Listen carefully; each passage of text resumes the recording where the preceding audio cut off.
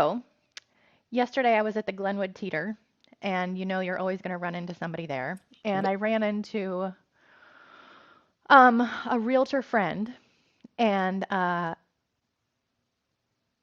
she's never used me for staging. Huh. And she's a friend of mine. And that's because, like she even said in our 5 minute, that's where I ran into you a Yeah, couple that's right. weeks ago. That's right. You run into everybody there. She, in our like 5 minute or less conversation, she was like, are you still staging? I do it myself. That's what I'm bringing into this. So, Mel, I noticed in your background of a living room that you have really good flanking lamps. They're orange, which is a very bold, brave color. I love that you've brought that in. It's my favorite color. Oranges? Yes. I love that. My best friend Salem, that's her favorite color too. She was the dance captain at Beauty and the Beast. Anyway, Nice.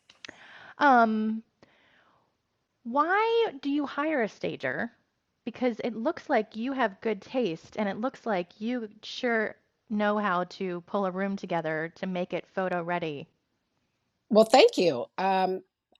You're welcome. Taste is subjective, though. So, I mean, I have lavender walls and an orange, Ooh, flanking lamps, and I'm getting ready to get some tiger pillows if they ever get finished. I mean, what I like is not what everybody likes. And we are not in the business of making a magazine. We're in the business of selling a right. house. We are So there's making a it neutral, difference. which means There's a difference marketable. between, right. There's a difference between living and selling. It's the same with repairs, right? I mean, nobody lives the way they sell. Okay, fine. But knowing that, you know Hmm. the difference. You're not going to bring in orange lamps and tiger pillows. Okay. So why don't you just do it yourself and bring in neutral pillows and white lamps? Well, it goes back to there is no I in team, but there is in win. So I want all of my, I'm a photographer Yeah, you essentially. are. I mean, I could Yeah. take all my own photos too. I don't believe in that. I believe that I hire experts who know what they're doing, who do staging day in, day out, who do measuring day in, day out, who do photography day in, day out. I use a marketing department. I want the best in the business to be taking care of each part of my transaction so that my clients get the best results. The end. Good. So, Yeah. Yep.